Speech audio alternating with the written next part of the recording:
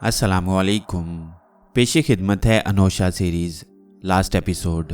चतुरसीन भी 100 ढीठों का एक ढीठ था। इतनी जिल्लतें उठाने के बावजूद उसने हार न मानी। जब उसे ये मालूम हुआ कि राजा जमूरन अपनी बेटियों सरस्वती और चंद्रावती को साथ लेकर अरब की तरफ रवाना हो गया है, तो उसने समुद्री डाकुओं के एक गिरोह को राजा के जहाज़ पर हमला करने के लिए उभारा। उन लोगों का तो काम ही ये था कि समुद्र के किनारे आने जाने वाले मुसाफिरों और सौदागरों के जहाज़ों पर हमला करें और उनका माल लूटें। उन्हें बस इतना बताना ही काफ़ी था कि इस जहाज़ पर सोने चांदी और हीरे जवाहरात के कई संदूक लदे हैं जो राजा जमूरन अरब ले जा रहा है। समुद्री डाकुओं के हमले अरब ताजरों के लिए कोई नई बात न थे। हर तजारती जहाज़ को उन डाकुओं से मुकाबले के लिए हथियारबंद सिपाही साथ रखना पड़ते। शायद ही कोई ऐसा जहाज़ होता हो जिसे सफ़र के दौरान में समुद्री डाकुओं से मुकाबला करने की नौबत ना आती हो। ऐसे मुकाबलों में कभी तो डाकू शिकस्त खाकर भाग जाते और कभी वो जहाज़ पर कब्जा करने में कामयाब हो जाते। जब कभी डाकू किसी जहाज़ पर कब्जा कर लेते तो उनके आदमी जहाज़ से बरामद होने वाला सामान किसी मुल्क में ले जाकर फरोख्त कर देते और मर्द औरतों और बच्चों को लौंडी गुलाम बनाकर बेच डालते। साल साल से यह सिलसिला जारी था। डाकुओं का एक गिरोह खत्म होता तो उसकी जगह लेने कई और गिरोह आ जाते, मगर डाकुओं के खतरे ने समुद्र के रास्ते तिजारत करने वाले अरब और दूसरे मुल्कों के सौदागरों को तिजारत करने से बाज नहीं रखा। इनमें से कई लोग तो ऐसे थे जिन्हें तिजारत से ज़्यादा समुद्री डाकुओं के साथ दो दो हाथ करने में मजा आता। सोबान और उसके चचा का शुमार ऐसे ही लोगों में था जो तिजारत के साथ साथ हिम्मत और शुजात में भी अपना लोहा मनवाना जानते थे। मगर ये बात उनके वहमो गुमान में भी ना थी कि इस सफ़र में कुदरत उन्हें इतने बड़े और कड़े इम्तिहान में डालने वाली है। मैं सारंग बाबा के हुक्म से धारानगर से चलकर कदिंगानूर आया था ताकि एक नौकर की तरह राजा जमूरन की खिदमत कर सकूं। चुनाचे मैं इस सफ़र में राजा के साथ था। मैंने जिस तरह चतुरसीन के दोनों वार नाकाम करके सरस्वती और चंद्रावती को बचाया था, इसके बाद तो वो मुझे अपने से अलग करने का तसव्वुर भी नहीं कर सकता था। यही वजह थी कि जहां सोबान और उसके चचा ने जहाज़ के मल्लाहों और हथियारबंद मुहाफिजों का इंतजाम संभाल रखा था, वहां मेरा वक्त राजा जमूरन और राजकुमारियों के साथ बातें करते गुजरता। राजकुमारियों के लिए समुंदर का ये पहला सफ़र था और इस सफ़र में सोबान और उसके चचा और हथियारबंद मुहाफिजों से ज़्यादा मेरी मौजूदगी उनकी ढारस बंधा रही थी, सिर्फ इसलिए कि मैंने कदिंगानूर में उन्हें चतुरसीन के हाथों से बचाया। कहने को तो मैंने सोबान को भी जादूगर की तलवार से बचाया और सोबान इसके लिए मेरा एहसानमंद भी था, मगर यहाँ खुले समुंदर में बात कुछ और थी। यहाँ वो अपने आप को एक ऐसी दुनिया में महसूस कर रहा था जिसके खतरे उसके जाने बूझे थे। वो समुद्री डाकुओं के सारे दाव पेच जानता था और उनके खिलाफ लड़ने का ढंग भी उसे अच्छी तरह आता था। हमें खुले समुद्रों में आए शायद 15 दिन हो गए थे कि जहाज़ के पहरेदारों ने मगरिब और जुनूब की तरफ इशारा करते हुए चंद जहाज़ों के आने की खबर दी। सोबान, उसका चचा और हथियारबंद मुहाफिज जहाज़ के तख्ते पर खड़े हो गए और उन जहाज़ों की तरफ देखने लगे। जहाज़ों का रुख हमारे जहाज़ की तरफ था। सोबान के चचा ने कहा, ये जहाज़ हमारी ही तरफ आ रही हैं, हो सकता है ये मुसाफिरों या सौदागरों के हों, मगर हमें मुकाबले के लिए तैयार रहना चाहिए। सोबान ने कहा, अगर ये जहाज़ समुद्री डाकुओं के हुए तो ये मशरिक और शुमाल की तरफ से हमें घेरे में लेने की कोशिश करेंगे। बचकर भागने की बजाय इनका मुकाबला करना हमारे लिए ज़्यादा अच्छा रहेगा। अभी तो वो दूर हैं। सोबान के चचा ने कहा, करीब आ जाएं तो पता चलेगा कि दोस्त हैं या दुश्मन। उन्होंने जहाज़ को वहीं ठहरा लिया और आने वाले जहाज़ों का इंतजार करने लगे। कुछ देर बाद सोबान के चचा ने एक जहाज़ पर लहराते हुए स्याह झंडे को पहचान लिया। उस झंडे पर इंसानी खोपड़ी की तस्वीर बनी हुई थी। ये निशान समुद्रों में लूटमार करने वाले एक मशहूर डाकू गंगू के जहाज़ का था। उसे देखकर सोबान के चचा ने पूरी ताकत से चिल्लाकर कहा, ये समुद्री डाकुओं के जहाज़ हैं, मुकाबले के लिए तैयार हो जाओ। और इसके साथ ही सोबान राजा जमूरन को खबर करने चला गया, समुद्री डाकुओं के जहाज़ हमारी तरफ आ रही हैं, मगर आप घबराएं नहीं, खुदा ने चाहा तो हम उनसे अच्छी तरह निमट लेंगे। मेरे लिए क्या हुक्म है? मैंने पूछा। मैं आपको क्या हुक्म दे सकता हूँ? सोबान ने कहा, सिर्फ इतनी दरख्वास्त करूँगा कि आप राजकुमारियों का ख्याल रखें। अगर राजकुमारियाँ साथ ना होती तो फिर शायद हमारा लड़ने का तरीका कुछ और होता, मगर अब लड़ने के साथ साथ हमें राजकुमारियों का भी ध्यान रखना पड़ेगा और ये काम आप बड़ी आसानी से कर सकते हैं। ये भी कोई काम है सोबान जी? मैंने कहा, कोई ऐसा काम बताओ जो सचमुच का काम हो। कहो तो डाकुओं के जहाज़ों को आग लगा दी जाए और कहो तो उन्हें समुद्र में गर्क कर दिया जाए। आप यकीनन ये सब कुछ कर सकती हैं अनोशा जी, मैं जानता हूँ। आपने मुझे जादूगर की तलवार से बचाया, मगर उस वक्त मैं सो रहा था और इस वक्त जाग रहा हूँ। मेरे चचा जाग रही हैं, इस जहाज के मुसाफिर और मल्लाह जाग रही हैं। इसलिए अभी हमें डाकुओं से दो दो हाथ करने दीजिए। जब हमारे तरकश खाली हो जाएं, हमारी तलवारें टूट जाएं और राजकुमारियों की जान खतरे में पड़ जाए, तो फिर आपको इख्तियार है कि जो मुनासिब समझें करें। ये कहकर वो तेजी से जहाज के तख्ते पर पहुंच गया। डाकुओं के जहाज कुछ और करीब आ गए। सोबान ने जहाज पर से एक छोटी सी कश्ती उतारी और जहाज के एक कोने में पड़ी हुई घास फूस उस पर लाद दी।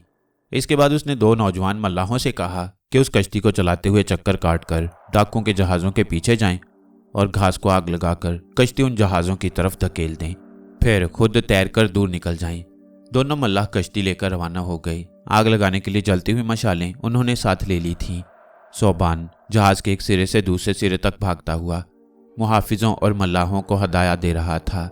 डाकुओं के जहाज 3 थे। उन्होंने करीब आते ही राजा के जहाज पर तीर बरसाने शुरू कर दिए और एक तीर जन से सोबान के करीब से गुजर गया। इसके साथ ही उसके कानों में एक लड़की की आवाज़ आई, आप किसी महफूज जगह चले जाइए। सोबान ने पलट कर देखा। राजकुमारी चंद्रावती हाथ में तीर कमान लिए खड़ी थी। तुम घबराइए नहीं, मुझे तीर चलाना आता है। मगर तुम यहाँ कैसे? अनोशा जी ने तुम्हें यहाँ कैसे आने दिया? वो तो आंखें बंद किए बैठी हैं, लगता है जैसे डाकुओं के जहाज़ों को आग लगाने गई हैं, या शायद। इतने में डाकुओं के जहाज़ों की तरफ से तीरों की बारिश शुरू हो गई। सोबान ताक ताक कर डाकुओं को निशाना बना रहा था। डाकुओं का एक तीर सोबान के बाजू को छूता हुआ निकल गया। जवाब में चंद्रावती ने एक तीर छोड़ा और एक डाकू को ढेर कर दिया। डाकुओं ने और करीब आकर जलते हुए तीर फेंकने शुरू किए, मगर इससे पहले कि ये तीर अपना असर दिखाते, डाकुओं के तीनों जहाज़ों में आग लग गई। राजकुमारी चंद्रावती ने मेरे बारे में बिल्कुल ठीक अंदाजा लगाया।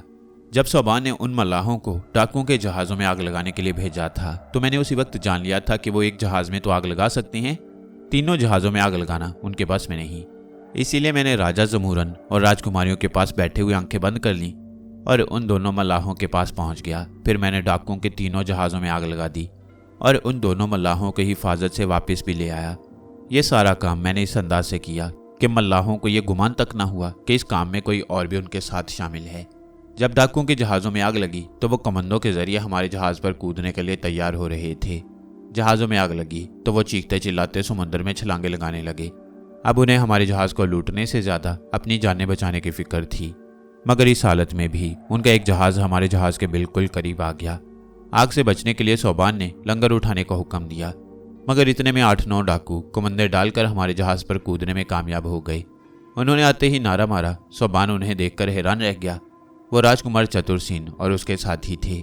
सोबान ने चंद्रावती को जल्दी से नीचे भेज दिया और फिर वो और जहाज़ के मुहाफिज चतुरसेन और उसके साथियों से उलझ गए।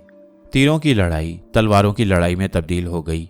चतुरसेन के साथियों को जहाज़ के मुहाफिजों ने संभाला और चतुरसेन के मुकाबले पर खुद सोबान आया। चंद लम्हों की लड़ाई के बाद चतुरसेन के हाथ से तलवार छूट गई। सोबान उस पर भरपूर वार करने के लिए हाथ बुलंद किया ही जाता था कि एक हाथ ने उसका हाथ रोक लिया। ये हाथ मेरा था, अनोशा का हाथ। ठहरो, मैंने जोर से कहा। सोबान ने पलट कर देखा तो मैंने कहा, इसके लहू से अपनी तलवार को नापाक करने की तकलीफ ना करो। कुदरत ने इसके लिए एक और सजा तजवीज़ कर रखी है। मेरे ये अल्फाज सुनकर चतुरसेन का रंग उड़ गया। उसके साथी जिन्हें जहाज़ के मुहाफिज निहत्ता करने के बाद बांध चुके थे, सहमी सहमी नज़रों से मेरी तरफ देखने लगे। कामरूप के राजा अगरसीन के बेटे, तुम बहुत जल्द भूल गए हो कि मैंने तुमसे क्या कहा था। तुमने मालाबार आकर एक से एक कमीनी हरकत की थी, यहाँ तक कि कमीनगी को भी तुमसे शर्म आने लगी थी। फिर तुमने राजकुमारी सरस्वती को नाक से डसवाया और राजकुमारी चंद्रावती को उसके महल से उठा ले गए। तुमने वादा किया था कि आइंदा कोई बुरी हरकत नहीं करोगे, मगर तुमने उस वादे की लाज नहीं रखी और समुद्री डाकुओं को लेकर यहाँ पहुंचे। कुदरत ने तुम्हें सुधरने के लिए जो मोहलत दी थी, तुमने उसे गंवा दिया और अब तुम्हारी तकदीर का फैसला तुम्हारा अपना किया धरा बनकर तुम्हारे सामने आने वाला है। ये कहते हुए मैंने अपना बायां हाथ बुलंद किया। उसमें नाग लहरा रहा था। मैंने चतुरसेन से कहा, ये नाग देख रहे हो, ये वही नाग है जिससे तुमने राजकुमारी सरस्वती को डसवाया और अब ये तुम्हें डसेगा। ये कहते हुए मैंने उस नाग को चतुरसेन की तरफ उछाल दिया और कहा, जाओ नाग देश के राजकुमार चतुरसेन के वहीं डसो जहां उसने तुमसे राजकुमारी सरस्वती को डसवाया था। नाग ने एक फुंकार मारी और फिर अपने जहरीले दांत चतुरसेन के बाजू में गाड़ दिए। चतुरसेन चीख मारकर जहाज के तख्ते पर ढेर हो गया और चंद ही लम्हों में तड़प तड़प कर ठंडा हो गया। मैंने आगे बढ़कर नाग को उसके बाजू से अलहदा किया और फिर उसके बदन पर हाथ फेरते हुए बोला, बस ए नागदेश के राजकुमार, तुम्हारा काम इतना ही था। मैंने इसी दिन के लिए तुम्हें रोक रखा था। अब तुम आज़ाद हो, जहाँ जाना चाहो जा सकती हो। मैंने उसे जहाज के तख्ते पर छोड़ दिया और वो रेंगता हुआ तख्ते से नीचे और फिर वहां से समुंदर के पानियों में उतर गया। और इसके बारे में क्या हुक्म है अनुषा जी? सोबान ने चतुरसेन की लाश की तरफ इशारा करते हुए कहा, ये तो तुम जानते ही हो कि समुंदर के सीने पर दम तोड़ने वाले समुंदर के पेट में जाते हैं। ठीक है, सोबान ने कहा, समुंदर की मछलियां इसके साथ अपना हिसाब किताब खुद कर लेंगी। उसने दो हट्टे कट्टे मल्लाहों को इशारा किया, वो आगे बढ़े। एक ने उसे सर की तरफ से पकड़ा और दूसरे ने पांव की तरफ से। उसे उठाकर वो तख्ते के किनारे पर ले गए और फिर जोर से इधर उधर झुलाया। 1 2 3 और 3 की आवाज के साथ ही उसे समुंदर में फेंक दिया गया। और इनके बारे में क्या हुक्म है? सोबान ने चतुरसेन के साथियों की तरफ इशारा किया और फिर खुद ही कहने लगा, मेरा ख्याल है इनके हाथ पांव खोलकर समुंदर में डाल दिया जाए। जिसके दिन बाकी होंगे खुद ही हाथ पांव मारता खुशकी पर पहुंच जाएगा। नहीं, सोबान ने एकदम पलट कर देखा। राजा जमूरन अपनी बेटियों के साथ उसके पीछे खड़ा हुआ था। नहीं, राजा जमूरन ने दोबारा कहा, हम इन्हें माफ करते हैं। इनका कसूर इससे ज्यादा नहीं कि ये चतुरसेन के साथी थे। रास्ते में कोई जहाज मालाबार की तरफ जाता है तो उन्हें उसमें सवार करा दिया जाए ताकि अपने घरों में वापस जा सकें। 8-10 दिन सफर के बाद एक जहाज मालाबार की तरफ जाता मिला तो उन कैदियों को उस पर सवार करा के मालाबार भिजवा दिया गया और इसके बाद हमारा सफर बड़े आराम से कटा। फिर किसी समुद्री डाकू ने हमारे जहाज का रास्ता रोकने की कोशिश नहीं की। हमारा जहाज यमन के साहिल से जाकर लगा तो हम बेहद खुश थे। सोबान और उसका चचा तो खुश थे ही, वो अपने वतन खैरियत से वापस पहुंच गए थे। मगर राजा जमूरन भी खुश था कि वो देवताओं के गोरख धंधे से निकलकर शामिल द्वीप आ पहुंचा। अंधेरों की नगरी से उजालों की नगरी में आ जाने पर उसके दिल में एक अजीब सी हलचल मची हुई थी। मगर राजा जमूरन की ये खुशी एक आरजी खुशी थी। उसकी किस्मत एक ऐसे मुसाफिर की किस्मत थी जो मंजिल के करीब आकर थक कर गिर पड़ा हो और वो मंजिल को अपने सामने देखने के बावजूद उस तक पहुंचने की हसरत लिए इस दुनिया से रुखसत हो जाए। यमन के साहिल पर आकर जहाज से उतरकर हमने एक बस्ती का रुख किया। उस बस्ती का सरदार सोबान और उसके चचा का गहरा दोस्त था। हमारा ख्याल था कि चंद दिन वहां आराम करेंगे और फिर सोबान के कबीले वालों के पास जाएंगे। मगर बस्ती में पहुंचने के दूसरे रोज ही राजा जमूरन बीमार हो गया और 2 दिन बीमार रहने के बाद तीसरे रोज उसने इस दुनिया से मुंह मोड़ लिया। आखिरी वक्त उसने सोबान और मुझसे कहा, तुम्हारे साथ मेरा सफर अब खत्म हो रहा है। मैं अपने दिल पर एक भारी बोझ लेकर जा रहा हूँ। मैंने उस धरती पर आंख खोली थी जहां हमारे लिए देवी देवता ही सब कुछ थे। कुदरत ने मुझे चांद के 2 टुकड़े होते दिखाए और इस तरह शामिल द्वीप में जाहिर होने वाले उस नबी की खबर दी थी जिसका जिक्र हमारी किताबों में आया है। मेरे दिल ने उस नबी के सच्चे होने की गवाही उसी वक्त दे दी। मगर मैं चाहता था कि उस सच्चे नबी की खिदमत में हाजिर होकर ईमान लाऊं और उसके कदमों में अपना सर रख दूं। मगर अफसोस कि ये बात मेरी किस्मत में ना थी। मैं इस दुनिया से जा रहा हूँ। मैं उस सच्चे नबी की खिदमत में हाजिर नहीं हो सका। मगर तुम उनके हजूर में जाओ तो उन्हें मेरा सलाम जरूर अर्ज करना और मेरी तरफ से वो तोहफे भी पहुंचा देना जो मैं अपने साथ लाया था। रही सरस्वती और चंद्रावती तो मैं उन दोनों को तुम्हें सौंपता हूँ। चंद्रावती तो सोबान की अमानत है और सरस्वती, जिसे देवताओं के गोरख धंधे ने चतुरसेन जैसे लफंगे की बीवी बनाने का हुक्म दिया, उसका हाथ तुम अपने जैसे किसी बहादुर और शरीफ नौजवान के हाथ में दे देना। और मेरे लिए क्या हुक्म है? मैंने कहा, तुम्हारे लिए मेरा एक ही हुक्म है अनुषा जी, वही हुक्म जो सोबान के दादा ने अपनी औलाद को दिया। तुम मालाबार जाना और मेरे लोगों को ये पैगाम देना कि वो इस सच्चे नबी पर ईमान लाएं कि इसी में उनकी भलाई है। और देखो, तुम सब गवाह रहना, मैं उस सच्चे नबी के सच्चे होने की गवाही देते हुए इस दुनिया से रुखसत हो रहा हूँ। इन अल्फाज के साथ राजा जमूरन की आंखें हमेशा के लिए बंद हो गईं। राजा जमूरन की मौत ने हम सबको उदास कर दिया।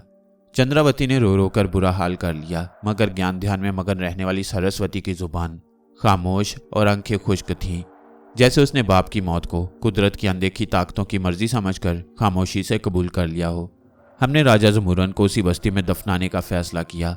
उसकी लाश को उसल देने के बाद जब उसका चेहरा आखिरी दीदार के लिए खोला गया तो सरस्वती ने झुककर अपने बाप का माथा चूमा और फिर वहीं ढेर हो गई। हमने राजा जमूरन के साथ साथ सरस्वती के कफन दफन का भी इंतजाम किया और फिर सोबान के कबीले वालों की तरफ रवाना हुए। चंद दिन हमने उस कबीले में गुजारे और फिर कुछ लोगों के साथ एक काफिले की शक्ल में मदीने की तरफ चल दिए। वो सच्चे नबी जो मक्के में जाहिर हुए थे अब मक्के को छोड़कर मदीने में पहुंच चुके थे और उन पर ईमान लाने वालों की तादाद तेजी से बढ़ती जा रही थी। मदीने की तरफ जाते हुए हम कबीला गुस्सान के इलाके से गुजरे तो इस कबीले के काहिन सती की कही हुई वो बातें हमें मालूम हुई जिनका ताल्लुक खुदा के इन सच्चे और आखिरी नबी से था। सतीह के बदन में खोपड़ी और हाथ की हथेली के सिवा कोई हड्डी और पट्टे ना थे और उसकी जुबान के सिवा बदन का कोई और उज्व हरकत नहीं करता था। वो खुद हरकत करने के काबिल नहीं था और ज़मीन पर पड़ा रहने की वजह से सतीह के नाम से मशहूर हो गया। सतीह के लिए खजूर की टहनियों और पत्तों का एक तख्त बना दिया गया जिसमें पांती से सरहाने तक ऐसे छोटे छोटे सुराख थे जैसे कपड़े में होते हैं। जब उसे किसी जगह ले जाना होता था तो लोग उसी तख्त पर बिठा कर ले जाते। एक बार लोग उसे शहर मक्का ले गए। मक्के में कबीला कुरैश के 4 आदमी उसे देखने के लिए आए और कुछ तोहफे भी लाए। उन लोगों ने अपने तोहफे और अपने कबीले के नाम को सतीह से पोशीदा रखा और कुरैश की बजाय किसी और कबीले से अपना ताल्लुक जाहिर किया। सतीह ने कहा कि तुम्हारा ताल्लुक उस कबीले से है और तुम में से हर एक मेरे लिए फलां फलां तोहफा लेकर आया है। उन चारों ने अपने अपने तोहफे उसके सामने पेश किए और उससे आइंदा ज़माने की बातें पूछने लगे। उसने उन्हें मुस्तकबिल की बहुत सी बातें बताई और ये भी बताया कि अबद मुनाफ की नस्ल से एक ऐसा जवान पैदा होगा जो बुतों के बजाय एक खुदा की इबादत और बंदगी करेगा। सतीह की पेशगोई के मुताबिक मक्के में वो जवान पैदा हो चुका था जिसने लोगों को बुतों के बजाय खुदा की इबादत की तरफ बुलाया था। सतीह की इस पेशगोई ने हमारे दिलों के शौक को कुछ और बढ़ा दिया। अब हम जल्द से जल्द मदीने पहुंचना और खुदा के सच्चे और आखिरी नबी की खिदमत में हाजिर होना चाहते थे। मदीने को अपने ख्यालों में बसाए हम सफ़र कर रहे थे कि एक रोज़ खुराफा नाम के एक शख्स से हमारी मुलाकात हो गई। उसने अपने बारे में जो बातें बताईं उन पर कोई मुश्किल ही से यकीन कर सकता था। उसके अपने बयान के मुताबिक 3 जिन उसके दोस्त बन गए और उसे मुख्तलिफ जगहों की सैर कराते। उसकी और जिन्नों की इस दोस्ती का आगाज़ बड़े अजीब तरीके से हुआ। एक दिन खुराफा किसी काम के लिए घर से निकला। अभी थोड़ी दूर ही गया था कि सामने से 3 जिन आते नजर आए। जब वो करीब आए तो उनमें से एक ने खुराफा को पकड़ लिया। दूसरा कहने लगा, तुमने इस आदमी को क्यों पकड़ लिया? ना जाने बेचारा किस जरूरी काम से बाहर निकला है, इसे छोड़ दो। इस पर पहला जिन कहने लगा, वाह, क्यों छोड़ दें इसे, हम तो इसे पकाकर खाएंगे। सुना है आदमी का गोश्त बड़ा मज़ेदार होता है। जिन की ये बात सुनकर खुराफा का रंग उड़ गया। उसका ये हाल देखकर तीसरे जिन ने, जो खासा शरीफ मालूम होता था, कहा, नहीं भाई, इसे खाने से क्या फ़ायदा, मालूम नहीं इसका गोश्त कैसा हो। क्यों ना इसे अपने साथ ले चलें, हमारा कामकाज करेगा। अभी तीनों जिन खुराफा के बारे में कोई फैसला नहीं कर पाए थे कि इत्तेफाक से एक आदमी उधर से गुजरा।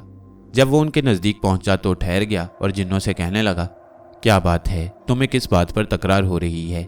एक जिन कहने लगा, हमने इस आदमी को पकड़ा है और अब इस बात पर बहस कर रही हैं कि इसे छोड़ दें, पकाकर खा जाएं या गुलाम बनाकर साथ ले जाएं। इस पर वो आदमी कहने लगा, अगर मैं तुम्हें अपनी अजीबोगरीब आप बीती सुनाऊं तो क्या तुम इस आदमी के बारे में फैसला करने में मुझे भी शामिल कर लोगे? जिन्हों ने आपस में मशवरा किया और फिर उस शख्स से कहने लगे, तुम अपनी कहानी बयान करो। अगर तुम्हारी कहानी वाकई अजीब हुई तो फिर हम तुम्हें भी अपने मशवरे में शामिल कर लेंगे। इस पर उस आदमी ने अपनी आप बीती बयान करनी शुरू की। मुद्दत हुई, मैं एक रोज़ एक जंगल में सफ़र कर रहा था। गर्मी के दिन थे। सफ़र करते करते मुझे सख्त प्यास लगी। इत्तेफाक से सामने ही एक छोटा सा चश्मा नजर आया। मैं फ़ौरन ऊँट से उतरा और पानी पीने के लिए चश्मे की तरफ बढ़ा। पानी पीने के लिए झुका ही था कि अचानक एक ज़ोरदार आवाज़ सुनाई दी, खबरदार, इस चश्मे का पानी हरगिज़ ना पीना। मैं घबराकर सीधा खड़ा हुआ और हैरानी से चारों तरफ देखने लगा कि आवाज़ कहाँ से आई है, मगर कोई शख्स मुझे नजर न आया। मैंने इस आवाज़ को अपना वहम समझा और दोबारा पानी पीने के लिए झुका ही था कि वही आवाज़ फिर सुनाई दी। लेकिन अब के मैंने इसकी कोई परवाह न की और पानी के चंद घूंट पी लिए। पानी का हलक में उतरना था कि मैं मर्द से औरत बन गया। इस तब्दीली से मैं बहुत परेशान हुआ, मगर अब क्या हो सकता था।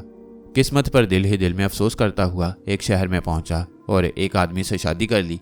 कुछ अरसे बाद हमारे यहाँ 2 लड़के पैदा हुए और इसी हाल में रहते हुए मुझे कई बरस गुजर गए। फिर एक रोज़ ऐसा इत्तेफाक हुआ कि मैं सफ़र करते करते फिर उसी रास्ते से गुजरा। उन दिनों भी गर्मी का मौसम था और मुझे सख्त प्यास लगी थी कि वही चश्मा नजर आया। मैं ऊँट से उतरकर चश्मे की तरफ बढ़ा और पानी पीने के लिए झुका ही था कि पहले की तरह एक खौफनाक आवाज़ आई, खबरदार, इस चश्मे का पानी हरगिज़ ना पीना। मगर मैंने इस आवाज़ की कोई परवाह न की और चश्मे का पानी पी लिया। पानी का हलक से उतरना था कि मैं औरत से मर्द बन गया और खुश खुश घर चला आया। घर पहुंचकर मैंने शादी कर ली, जिससे 2 लड़कियां पैदा हुईं और अब मैं 2 लड़कों की माँ और 2 लड़कियों का बाप हूँ। तीनों जिन इस आदमी की कहानी सुनकर बड़े खुश हुए और बोले, वाकई ये बड़ी अजीब कहानी है। हम अपने वादे के मुताबिक तुम्हें अपने मशवरे में शामिल कर लेते हैं। मगर अभी वो चारों मशवरा कर ही रहे थे कि एक बैल भागता हुआ उधर से गुजरा। उसके पीछे एक बूढ़ा आदमी लठ लिए दौड़ रहा था। जब वो उनके करीब आया और 3 जिन्नों और 2 आदमियों को इतनी रात के जंगल में बैठे देखा तो जिन्नों से कहने लगा, क्या बात है, तुमने इन आदमियों को क्यों अपने पास बिठा रखा है? जिन्नों ने सारी बात उसे बताई, जिसे सुनकर वो कहने लगे, अगर मैं भी तुम्हें अपनी अजीबोगरीब कहानी सुनाऊं तो क्या तुम मुझे भी अपने सलाह मशवरे में शामिल कर लोगे? जिन्नों ने कहा, अगर तुम्हारी कहानी अजीब हुई तो जरूर कर लेंगे। इस पर वो आदमी कहने लगा, मेरे माँ बाप बचपन में मर गए थे। मेरे चचा ने मेरी परवरिश की। जब मैं जरा बड़ा हुआ तो मेरा जिस्म खूब मजबूत और ताकतवर था। एक रोज इत्तेफाक से मेरे चचा का एक बैल रस्सा तुड़ाकर भाग निकला। चचा ने मुझसे कहा कि अगर तुम इस बैल को पकड़ लो तो मैं अपनी बेटी की शादी तुम्हारे साथ कर दूंगा। चचा की यह बात सुनते ही मैं लठ लेकर बैल के पीछे भागा। उस दिन से मैं इस बैल के पीछे भाग रहा हूँ और भागते भागते बूढ़ा हो गया हूँ, लेकिन ये बैल हाथ नहीं आता। जिन्नों को ये कहानी पसंद आई और उन्होंने उस आदमी को भी अपने साथ शामिल कर लिया। अब तीनों जिन और 2 आदमी सर जोड़कर बैठ गए और खुराफा के मुतल्लिक मशवरा करने लगे। आखिर यही फैसला हुआ कि खुराफा को छोड़ दिया जाए। चुनाचे जिन्नों ने खुराफा को छोड़ दिया और वो जिस काम से घर से निकला था उसका ख्याल छोड़कर घर वापस चला गया। उन जिन्नों ने ना सिर्फ खुराफा को छोड़ दिया बल्कि उसे अपना दोस्त भी बना लिया और अब उसे जगह जगह की सैर कराते और तरह तरह की चीजें उसे ला कर देते। दूसरों की नज़रों में खुराफा की बातें बड़ी अजीब और हैरान कर देने वाली थीं, मगर मेरे लिए इनमें हैरानी की कोई बात ना थी। सारंग बाबा के साथ रहकर मैंने जो कुछ देखा और जो कुछ किया और उन्होंने जो कुछ मुझे बना दिया, इसके मुकाबले में खुराफा की ये बातें कुछ भी न थीं। मगर इन बातों में जिन्नों का जिक्र मेरे लिए नया था। सपेरे और जोगी मैंने देखे थे, सन्यासी और ऋषि मेरे लिए अजनबी नहीं थे, मगर ये जिन कौन थे? क्या ये कुदरत की अनदेखी ताकतों में से कोई ताकत थी या शीश नाग, तक्षक नाग और बासिक नाग की तरह कोई पुरस्कार हस्तियां? मैंने खुराफा से कहा, मियाँ खुराफा, तुम्हारी बातें वाकई बड़ी दिलचस्प हैं, लेकिन ये तो बताओ तुम अपने उन जिन दोस्तों से हमें भी मिलवा सकते हो? क्यों नहीं, खुराफा ने हंसते हुए कहा, लेकिन सोचता हूँ कहीं तुम डर ना जाओ। वो शक्ल बदल कर कुछ से कुछ बन जाते हैं, जिन जो हुए। शक्ल बदलने का सुनकर मेरे जहन में योहा नाग की बातें गूंजने लगीं।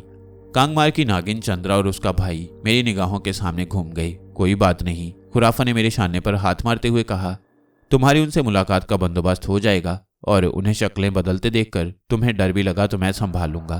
खुराफा 3 दिन हमारा मेहमान रहा और तीनों दिन उसने हमें अपनी अजीबोगरीब और हैरान कर देने वाली बातों में उलझाए रखा।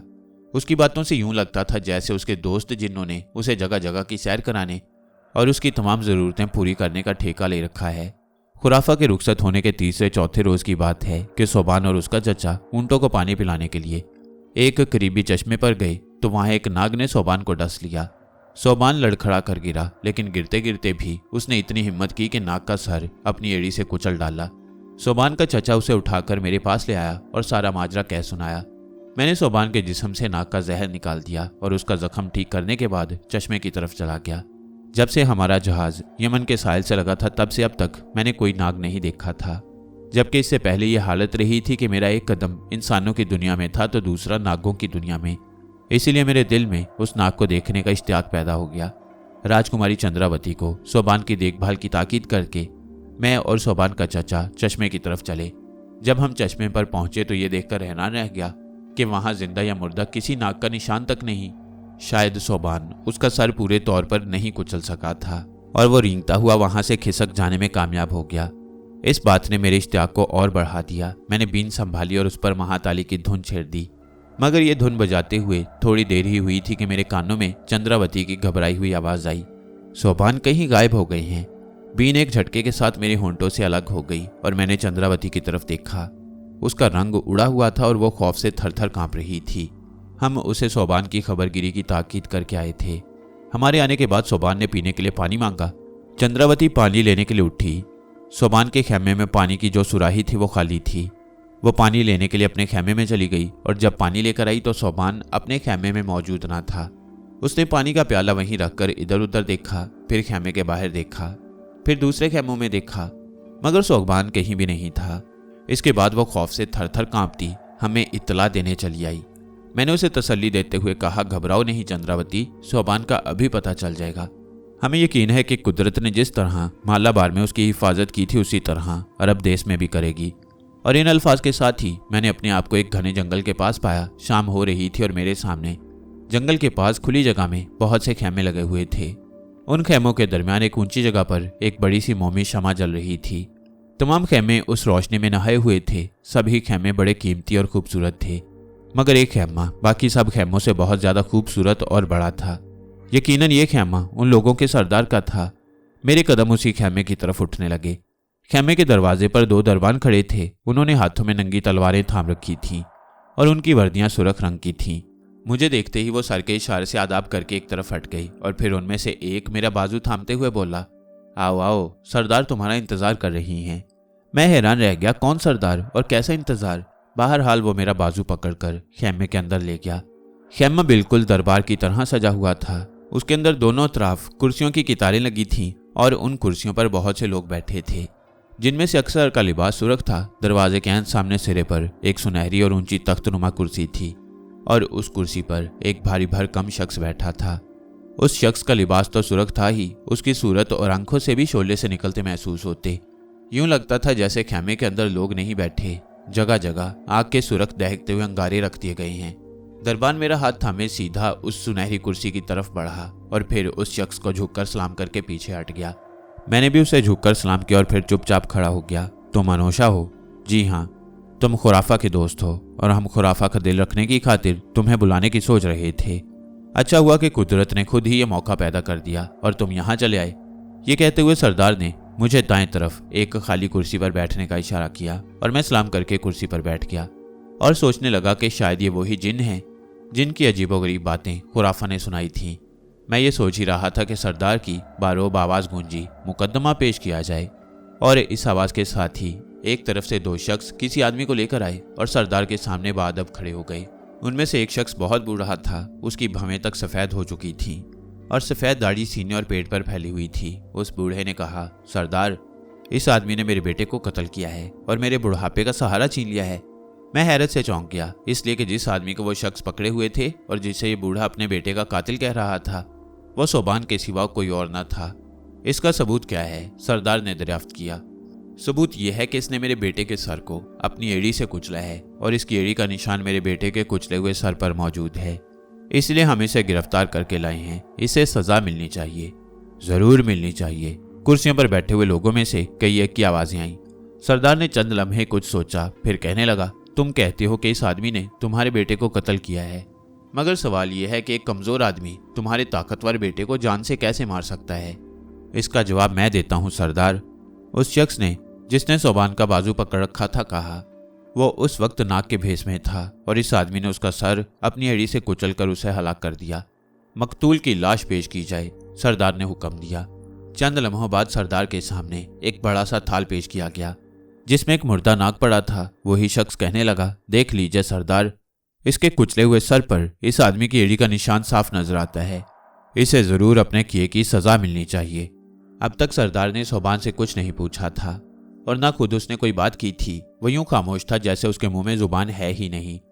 उसका सर झुका हुआ था, आंखें अगरचे बंद थी मगर यूं लगता था जैसे खुली होने के बावजूद उसे कुछ सुझाई नहीं दे रहा। शायद उन लोगों की बातों की आवाज़ भी उसे सुनाई नहीं दे रही। ऐसा मालूम होता था कि वो अपने होशो हवास में नहीं है और उसे कुछ खबर नहीं कि यह सब कुछ क्या हो रहा है और क्यों हो रहा है। मगर मैं सब कुछ समझ गया था। मैं एकदम कुर्सी से उठा और सरदार के सामने जाकर बोला, सरदार, ये जो कुछ हो रहा है इंसाफ नहीं है। क्या बात है? सरदार ने कहा, हमने तो अभी कोई फैसला नहीं दिया। ये लोग अपने मतलब की बात करके अपने मतलब का फैसला लेना चाहते हैं।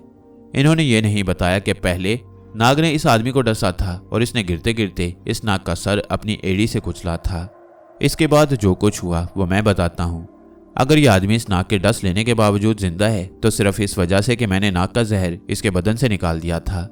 अगर मैंने जहर का असर दूर ना किया होता तो ये कभी का ख़त्म हो गया होता। और अगर आपका ये नाग मुझे वहाँ चश्मे के किनारे मिल जाता तो मैं यकीनन इसे भी मरने से बचा लेता। कैसे बचा लेते? एक शख्स ने कहा, ये तो अपना सर कुचले जाने के ज़रा देर बाद ही ठंडा हो गया था। हम इसकी लाश ही वहाँ से लाए थे। तुम ऐसे ही करने वाले हो तो अब जिंदा करके दिखाओ इसे। मुझे ये सुनकर गुस्सा आ गया। बोला, किस खुशी में? क्या इस खुशी में कि तुम कातिल को मकतूल और जालिम को मजलूम बनाकर पेश कर रहे हो? क्या इस खुशी में कि तुम झूठ बोलकर और अपनी मर्जी का इंसाफ हासिल करके एक बेगुनाह आदमी के खून से हाथ रखना चाहते हो? असल जालिम तो यही है जिसे अपने जुल्म की सजा मिल चुकी है। इसका किया इसके आगे आ चुका है। मैं कुदरत के कामों में दखल क्यों दूं? ये कोई सिकंदर बादशाह नहीं है कि कुदरत इसकी खता मुआफ कर दे। मेरी जुबान से सिकंदर बादशाह का नाम सुनकर बूढ़े ने मेरी तरफ गौर से देखा और फिर कहने लगा, तुमने सिकंदर बादशाह का नाम लिया है। सिकंदर की वो कौन सी खता थी जो कुदरत ने मुआफ कर दी? तुम क्यों पूछ रहे हो? मैंने कहा, इसलिए पूछ रहा हूं कि मैंने सिकंदर को देखा है और तुम्हें शायद ये जानकर हैरानी होगी कि मैं एक सिपाही के रूप में उसके साथ रहा हूं। तुम्हारी बात सुनकर मुझे बिल्कुल हैरानी नहीं हुई, मैंने जवाब दिया। मैंने अपनी जिंदगी में इससे कहीं ज्यादा हैरान कर देने वाली बातें देखी हैं। लेकिन तुम सिकंदर के साथ रहे हो तो तुम्हें यह भी याद होगा कि सिकंदर ने पुष्कलावती की ईंट से ईंट बजा दी, मगर कुदरत ने उसकी यह खता मुआफ करते हुए पुष्कलावती के शीशना की अमानत के हीरे खुद सिकंदर के दामन में डाल दिए। बूढ़े ने फिर मेरी तरफ गौर से देखा, जैसे मेरी बात कुछ समझा हो और कुछ ना समझा हो, मगर उसकी हैरानी पहले से बढ़ गई। चंद लम्हे खामोश रहने के बाद वो कहने लगा, यूं लगता है जैसे तुम वो नहीं हो जो दिखाई देते हो। और फिर मुंह ही मुंह में ना जाने क्या कुछ बुड़बुड़ाते हुए खामोश हो गया। सरदार ने मुझसे मुखातिब होकर कहा, इन लोगों का कहना है कि इस आदमी ने इस नाग का सर अपनी एड़ी से कुचला है और इसकी एड़ी का निशान इसके कुचले हुए सर पर साफ दिखाई देता है। मगर तुम ये कहते हो कि इस नाग ने ही पहले इस आदमी को डसा था। क्या तुम इसका सबूत पेश कर सकते हो? सबूत पेश करना कौन सी मुश्किल बात है। इस आदमी की दाएं पिंडली देखिए, वहां इस नाग के कांटे का निशान साफ नजर आएगा। सरदार के हुक्म पर सोबान की दाएं पिंडली को देखा गया, वहां नाग के डसने का निशान मौजूद था। सरदार ने कहा, तुम ठीक कहते हो, यह आदमी बेकसूर है। हम इसे बाइज्जत तौर पर रिहा करते हैं। तुम चाहो तो इसे अपने साथ ले जा सकते हो। हमारे लोगों ने जो झूठ बोला है उन्हें इसकी सजा हमारे तरीके के मुताबिक बाद में मिलेगी। इतना कहकर सरदार ने उन दोनों को परे हट जाने का इशारा किया। वो सोबान के बाजू छोड़कर पीछे हट गई तो बूढ़ा एकदम आगे बढ़कर मेरे सामने आ खड़ा हुआ और बोला, मैं नहीं जानता कि कुदरत ने इस बुढ़ापे में बेटे का गम देकर मुझे किस गुनाह की सजा दी है, लेकिन तुम जो वो नहीं हो जो दिखाई देते हो, एक बात याद रखना, तुम वही हो जाओगे जो दिखाई देते हो। मैं उस बूढ़े की ये बात सुनकर हैरान रह गया। सोबान का बाजू थामकर मैं चाहता ही था कि जवाब में कुछ कहूं कि वो माजरा पेश आया कि जिसका वहमो गुमान भी ना था। तमाम खेमे एकदम यूं गायब हो गए जैसे वहां कुछ था ही नहीं। वो बड़ी सी मोमी शमा भी गायब थी, जिसकी रोशनी कुछ देर पहले दूर दूर तक फैली हुई थी। यूं लगता था जैसे ये सब कुछ एक ख्वाब था, मगर मैं जानता था कि यह ख्वाब नहीं हकीकत थी। मैंने एक ऐसी मखलूक को देखा था जो नज़र से गायब हो जाने और एक शक्ल से दूसरी शक्ल बदल लेने की ताकत रखती है। और मैं ये भी जान गया था कि यह मखलूक योहा नाग की तरह आदमी से नाग और नाग से आदमी की शक्ल में आ सकती है, मगर इसका योहा नाग, शीश नाग, तक्षक नाग, बासिक नाग, बल्कि वासुकी और किसी और किस्म के नाग से कोई ताल्लुक नहीं है। मैं सोबान का बाजू थामे वहां से चल दिया। सोबान की अब भी कुछ ऐसी ही हालत थी जैसे उसे अपने इर्द गिर्द की कोई खबर नहीं है। मैंने सोबान को उसके चचा के हवाले किया और उसे जिंदा सलामत देखकर चंद्रावती की भी जान में जान आई। मगर उस रात मैं अपने खेमे में पड़ा देर तक बेचैनी से करवटें बदलता रहा। बूढ़े जिन का पुरस्कार चेहरा मेरी निगाहों में फिर रहा था और जहन में उसके कहे हुए अल्फाज बार बार गूंज रहे थे, तुम जो वो नहीं हो जो दिखाई देते हो, एक बात याद रखना, तुम वही हो जाओगे जो दिखाई देते हो। मैं मुजरिमों की तरह सर झुकाए सारंग बाबा के सामने खड़ा था। वो सख्त गुस्से की हालत में थे। मैंने उन्हें इतने गुस्से में कभी नहीं देखा था। उनकी आंखें जैसे अंगारे बरसा रही थीं और होंठों से निकले हुए अल्फाज कोड़ों की तरह मेरे बदन पर पड़ रहे थे। अनोशा, ये तुमने क्या किया? तुम्हारी इस हरकत ने मेरी सारी मेहनत और तुम्हारी सारी कमाई पर पानी फेर दिया है। सारंग बाबा ने तो तुम्हें नेकी और भलाई का सबक पढ़ाया था। हमारा काम तो राजा प्रजा सबकी खिदमत करना था। हम तो अपने दुश्मन की भी खैर मांगने वाले थे। हम तो अपना बुरा चाहने वालों का भी भला करके ही खुश होते थे। फिर तुमने ये क्या किया अनोशा? भलाई से अपना हाथ क्यों खींच लिया? बोलो, जवाब दो। मैं सर झुकाए खामोश खड़ा था। सारंग बाबा को गुस्से में देखकर मेरी जुबान को ताला लग गया। सारंग बाबा कहने लगे, ये ठीक है कि उस नाग ने सोबान को डसा था और सोबान ने गिरते गिरते उसे अपनी एड़ी से कुचल दिया, मगर उसने तुम्हारा तो कुछ नहीं बिगाड़ा था। जैसे तुमने सोबान के बदन से उस नाग का जहर दूर किया, उसी तरह तुम उस नाग को भी जिंदा कर सकते थे। ये तुम्हारे लिए एक मामूली बात थी। वो लोग एक ऐसे शख्स के दोस्त थे जो तुम्हारा मेहमान रह चुका था। उस नाग को जिंदा करके तुम उन पर एहसान कर सकते थे। तुम्हें शुरू ही में मालूम हो गया था कि वो नाग एक बूढ़े के बुढ़ापे का सहारा है। इसके बावजूद तुमने गुस्से में आकर उस नेकी से हाथ रोक लिया जिसका सबक मैंने तुम्हें पढ़ाया था। मैं सोच भी नहीं सकता था कि तुम ऐन मंजिल के करीब आकर इस तरह भटक जाओगे। तुम्हें काहे के लिए भेजा गया था और तुम क्या कर बैठे हो? मैं बेख्तियार सारंग बाबा के कदमों में गिर पड़ा। उनके पैर थामते हुए अपनी सफाई में कहने लगा, बाबा जी, मैंने जानबूझकर ऐसा नहीं किया। मैं तो सोबान के बदन से जहर निकाल देने के बाद सीधा चश्मे की तरफ गया था। अगर वो नाग मुझे मिल जाता तो मैं उसे भी मरने से बचा लेता, मगर उसके भाई बंद पहले ही उसे उठा कर ले गए। यही नहीं, उन्होंने सोबान को भी उसके खेमे से उठा लिया। अगर मैं सोबान की इमदाद के लिए वहां ना पहुंचता तो यकीनन वो उसे जान से मार डालते। मेरी इस सफाई के जवाब में सारंग बाबा ने कहा, तुमने सोबान के लिए जो कुछ किया अच्छा किया, तुम्हें यही करना चाहिए था। मुझे इसकी कोई शिकायत नहीं है। गिला तो यह है कि तुमने उन लोगों की जरा सी बात से तैश में आकर नेकी का एक शानदार मौका खो दिया। मैंने हौसला करके कहा, यह नेकी तो शायद अब भी हो सकती है। अभी तो पूरा एक दिन भी नहीं हुआ उस नाग को मरे हुए। नहीं, सारंग बाबा ने गरज कर कहा, जो होना था वो हो चुका। उस नाग के बूढ़े बाप के होंठों से निकले हुए बोल पत्थर की लकीर हो गए हैं। अब ना तुम कुछ कर सकते हो और ना कोई और कुछ कर सकता है। रोना सिर्फ इस बात का है कि तुमने अपनी इस हरकत से अपने पैरों पर आप कुल्हाड़ी मारी है। तुम्हारा ये कसूर तुम्हारी अपनी नज़रों में कितना ही मामूली सही, मगर कुदरत की नज़रों में बहुत बड़ा है, और ये उस वक्त तक मुआफ नहीं होगा जब तक तुम अपनी माँ की खिदमत उसी तरह नहीं करते जिस तरह तुमने परवरपुर में अपनी खाला की खिदमत की थी। अपनी माँ की खिदमत? मैंने हैरान होकर पूछा। हाँ, सारंग बाबा बोले, अपनी माँ की खिदमत। जब तक तुम अपनी माँ की खिदमत नहीं करोगे कहीं और नहीं जाओगे, वहां भी नहीं जहां का इरादा करके तुम चले थे। अब जाओ, एक नई जिंदगी तुम्हारा इंतजार कर रही है। जाओ, तुम्हारी माँ तुम्हारी राह देख रही है। और ये कहते हुए सारंग बाबा ने मुझे परे धकेल दिया। उनके पैरों की ठोकर से मैं गेंद की तरह हवा में उछला और तीर की तरह पहाड़ी, नदी नालों और दरियाओं के ऊपर से होता हुआ धम से एक सहरा में जा गिरा। इसके साथ ही मेरी आंख खुल गई। मैं उसी खेमे में था जिसके अंदर बूढ़े बाप के कहे हुए अल्फाज पर गौर करते करते सो गया। आंख खुलते ही मैं उठकर बैठ गया, मगर अभी अपने ख्वाब के मुतालिक कुछ सोचने भी ना पाया था कि एक आवाज मेरे कानों में पड़ी, मेरे बेटे देख तो सही, तुझे ढूंढते ढूंढते तेरी माँ का क्या हाल हो गया है। मैंने चौंक कर नजरें उठाई। खेमे के दरवाजे में एक औरत खड़ी थी। दीवानों की तरह मिट्टी में अटे हुए बाल, बदन पर चीथड़े, आंखें अंदर को धंसी हुई और मुंह खुला हुआ। उसने अपने दोनों बाजू फैला रखे थे। बिल्कुल इसी हाल में कभी मैंने बजरंग नजूमी की कुटिया के दरवाजे पर ओशा की माँ माया को देखा था, मगर ये औरत माया नहीं थी। इसका चेहरा मेरी माँ का चेहरा था। उस माँ का चेहरा जिसने पुष्कलावती में मेरी आंखों के सामने दम तोड़ा था और जिसके मरने के बाद मैं उसके हुक्म से परवरपुर अपनी खाला के पास पहुंचा। और उसकी आवाज़ मेरी माँ की आवाज़ थी, बिल्कुल वही आवाज़ जिसने ना जाने कहाँ कहाँ और कितनी बार मेरी रहनुमाई की थी। और अब वही चेहरा फिर मेरे सामने था। अब वही आवाज़ फिर मेरे कानों में पड़ रही थी, मेरे बेटे देख तो सही, तुझे ढूंढते ढूंढते तेरी माँ का क्या हाल हो गया है। मैं उसकी तरफ देख रहा था और सोच रहा था, इस औरत का चेहरा मेरी माँ का चेहरा है, इसकी आवाज़ मेरी माँ की आवाज़ है, लेकिन इसके बावजूद ये औरत मेरी माँ नहीं हो सकती। मेरी माँ तो मुझसे जुदा होकर दूसरी दुनिया में चली गई थी। क्या ये कोई भटकती हुई रूह है जिसे कुदरत की अनदेखी ताकतों ने मेरी माँ का बदन, मेरी माँ का चेहरा और मेरी माँ की आवाज़ देकर मेरे सामने ला खड़ा किया है? या सारंग बाबा का कहा पूरा करने के लिए मेरी माँ वक्त के धारे का रुख मोड़कर एक बार फिर मेरे सामने आ गई है? अरे यूं टुकर टुकर क्या देख रहा है? तू कैसा बेटा है जो अपनी माँ को भी नहीं पहचानता? देख तो मैं कैसे कैसे दुख उठा के तुझे ढूंढती हुई यहाँ तक पहुंची हूँ। मेरे दिल के टुकड़े, आ मेरे सीने से लग जा।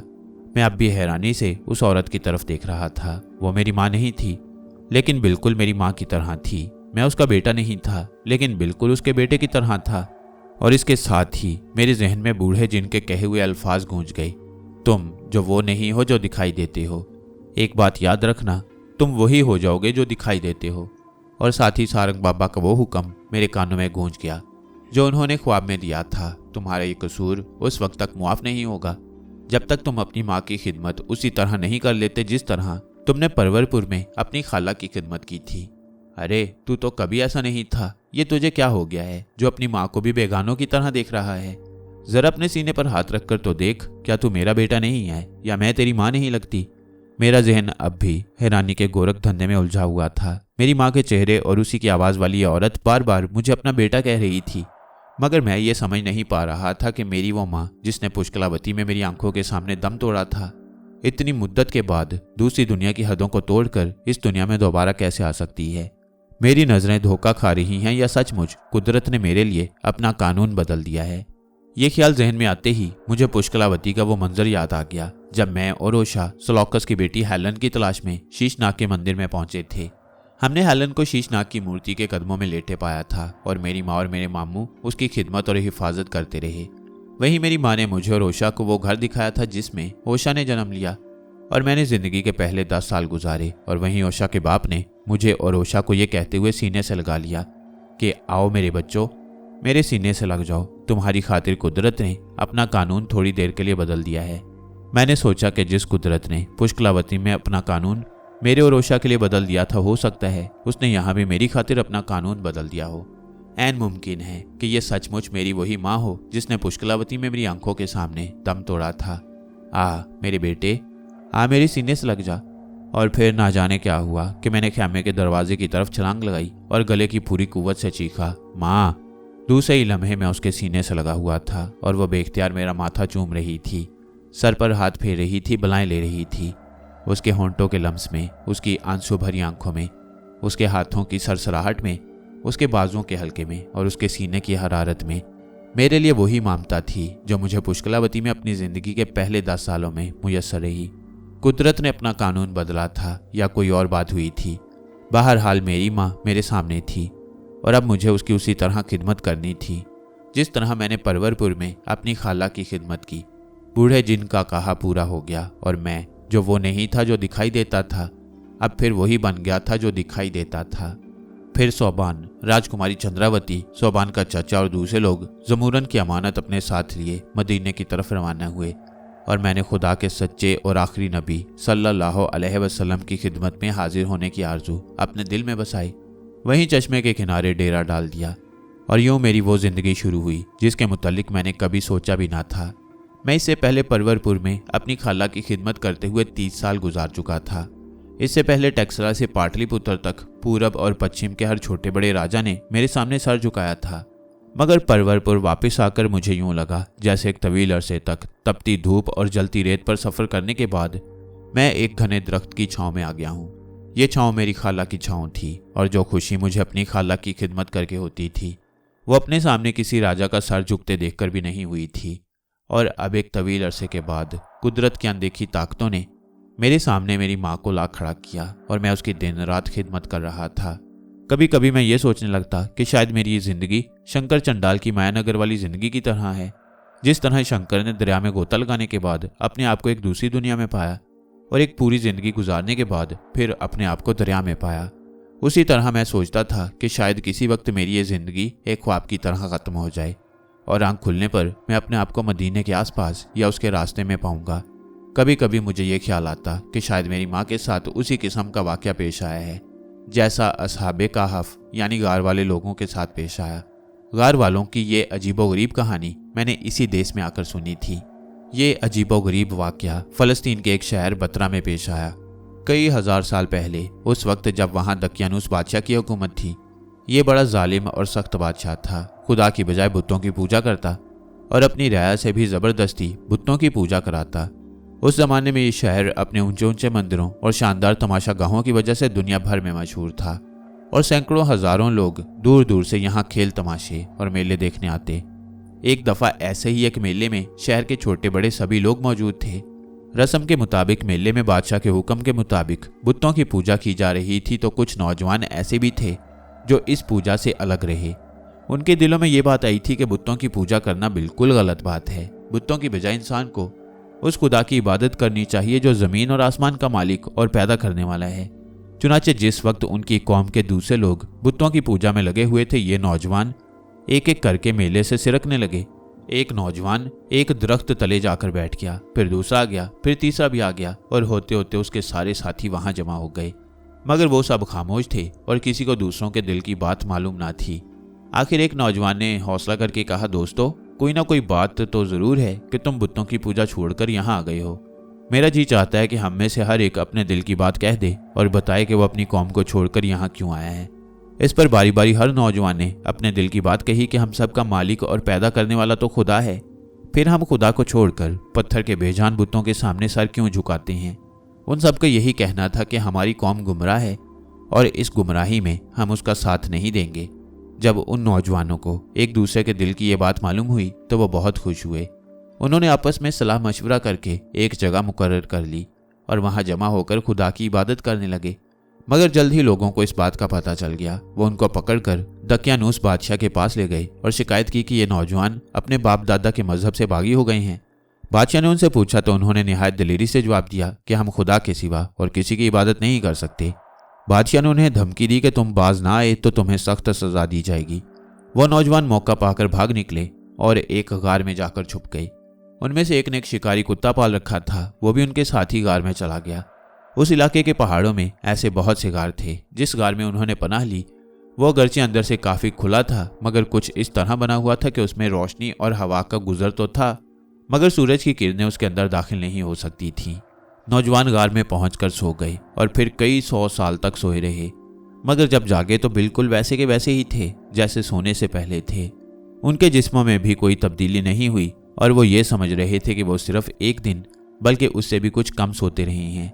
उस वक्त उन्हें भूख लग रही थी। उन्होंने एक नौजवान को कुछ रकम देकर शहर की तरफ भेजा कि बाजार से खाना ले आए और होशियारी से काम ले। दकियानूस बादशाह के आदमियों को उनके छुपने की जगह का पता चल गया तो वो उन सबको पकड़कर ले जाएंगे। नौजवान खाना लेने के इरादे से गार से निकला तो देखा कि बाहर का सारा नक्शा ही बदल गया है। कई 100 साल गुजर गए थे। बस्तियां, गलियां, मोहल्ले और बाजार सब कुछ बदल गया था। शहर की कोई चीज अपने पहले हाल में न थी और ना कोई जान पहचान वाला चेहरा ही दिखाई पड़ता था। नौजवान हैरान हो रहा था कि ये क्या माजरा है, कोई ख्वाब देख रहा हूँ या मैं पागल हो गया हूँ। वो इन्हीं ख्यालात में उलझा हुआ खाने की एक दुकान पर पहुंचा और दुकानदार को एक सिक्का देते हुए खाना तलब किया। दुकानदार सिक्का देखकर बड़ा हैरान हुआ। उसने वो सिक्का अपने साथी दुकानदार को दिखाया तो उसे भी बड़ी हैरत हुई। उसने वो सिक्का एक और दुकानदार को देखने के लिए दे दिया। जरा देर न गुजरी थी कि लोगों की एक भीड़ नौजवान के गिर्द जमा हो गई। सबका यही कहना था कि पुराने वक्तों का कोई खजाना इस नौजवान के हाथ लग गया है। लोग उससे सवालात पूछने लगे। उसने उन्हें बताया कि मैं इसी शहर का रहने वाला हूँ और कल शाम ही यहाँ से गया था। उसने लोगों के इत्मीनान की खातिर यह भी कह दिया कि इस शहर के बादशाह का नाम दकियानूस है। मगर उसकी बातें सुनकर लोग हंसने लगे। उन्होंने कहा कि दकियानूस बादशाह को मरे हुए तो कई 100 साल हो गए हैं। यह नौजवान कोई पागल मालूम होता है जो इस किस्म की बातें कर रहा है। आखिर वो उसे पकड़कर अपने बादशाह के पास ले गए जिसका नाम तंदुसवीस था। उसने नौजवान से माजरा पूछा तो उसने शुरू से आखिर तक तमाम हाल कह सुनाया। बादशाह तंदुसवीस सख्त हैरान हुआ। वो नौजवान के साथ गार तक गया और गार वालों से मिलकर बहुत खुश हुआ। उसके जाने के बाद वो नौजवान अपने गार में चले गए और फिर सो गए। कहा जाता है कि वो दुनिया के खत्म होने तक इसी तरह सोते रहेंगे। अब अगरचे वो सो रहे हैं मगर कोई बाहर से देखे तो उसे यही महसूस होगा जैसे वो जाग रहे हैं, क्योंकि उनकी आंखें खुली हैं। उनका कुत्ता भी गार के दरवाजे पर बैठा है और उस पर भी नींद तारी है। गार वाला नौजवान तो कई 100 साल सोने के बाद खाना लेने के लिए शहर में आया था, मगर मेरी माँ एक तवील मुद्दत तक मौत की वादी में रहने के बाद इसलिए मेरे सामने आई थी कि मैं कुदरत की तरफ से दी गई सजा के मुताबिक उसकी खिदमत कर सकूं। इस सजा से मेरा ध्यान हारूत और मारूत की सजा की तरफ जाता था। हारूत और मारूत की ये सजा की कहानी भी बड़ी अजीबोगरीब है और ये कहानी भी मैंने इसी देश में आकर सुनी। कहते हैं कि हारूत और मारूत 2 फरिश्ते थे जिन्हें आजमाइश के लिए आसमान से इस दुनिया में भेजा गया। वो शहर बाबल में नौजवानों की शक्ल में आए और वहाँ के लोगों को जादू सिखाते। उनके पास जो आदमी भी जादू सीखने के लिए आता वो उसे मना करते और कहते कि जादू सीखने में तुम्हारा फायदा नहीं, नुकसान है। सारा नफा नुकसान समझा देने के बाद भी जब कोई शख्स उससे जादू सीखने की जिद करता तो वो उसे सिखा देते और साथ ही जता देते कि हम पर कोई इल्जाम नहीं, तुम अपने बुरे भले के खुद जिम्मेदार हो। उस वक्त बाबल के लोगों में जादू टूने का इतना रिवाज था कि वो खुदा को भूलकर जादूगरों के पीछे लग गए। हारूत और मारूत ने बाबल आकर लोगों को जादू सिखाना शुरू किया और लोगों ने देखा कि उनके मंत्र दूसरों के मंत्रों से कहीं ज्यादा असर और ताकत रखते हैं तो वो धड़ाधड़ उनके पास आने लगे और इस तरह उनकी शोहरत दूर दूर तक फैल गई। एक रोज एक औरत उनके पास आई। वह फारस ईरान की रहने वाली थी और बेदुख्त उसका नाम था, मगर लोग उसे जोहरा कहते थे। हारूत और मारूत अगरचे बाबल में इंसानों की तरह रहते थे, मगर जब चाहते इसमें आजम पढ़ के आसमानों पर जा सकते थे। मगर वो औरत बुतों की पूजा करती थी हारूत और मारूत ने पहले तो उसे जादू सिखाने से इनकार किया, मगर फिर राजी हो गए।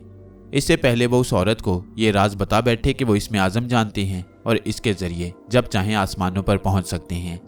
औरत ने उन्हें बहला फुसला कर इसमें आज़म भी सीख लिया। इसमें आज़म मालूम होने की देर थी कि वो उसे पढ़कर आसमान पर पहुंच गई और अब कहते हैं कि उसकी रूह ज़ोहरा सैयारे में है।